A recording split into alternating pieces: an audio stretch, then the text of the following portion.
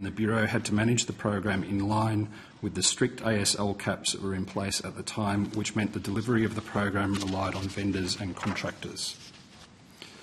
The program was delivered throughout the extended COVID-19 pandemic, which impacted key labour markets, and also during a period of beyond forecast inflation, which particularly impacted technology costs. Accordingly, the robust program ultimately closed on 25th July 2024, having materially met over 90% of its intended outcomes. Total expenditure was $866 million. The $78 million difference between the original budget and the final amount was funded out of departmental funding and in line with budget process operational rules. This cost reflects a significant investment required to fully rebuild all the layers of technology and system that underpins the website.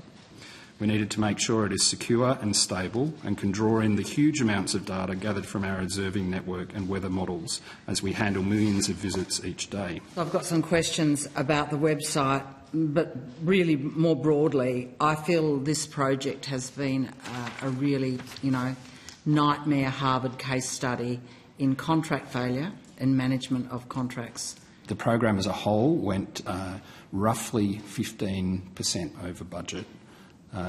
When you look at the whole program end to end, and that is, I believe, well within the expectations of major technology projects, which would normally start with a 20% contingency. As I mentioned in my opening statement, there was no contingency provided for this program when it was originally funded. So to actually only go 15% over, despite COVID and the extension of the program overall, was seen through those reviews as consistent. But there were some very significant contracts that were amended 10 times, from 31 million to 77 million.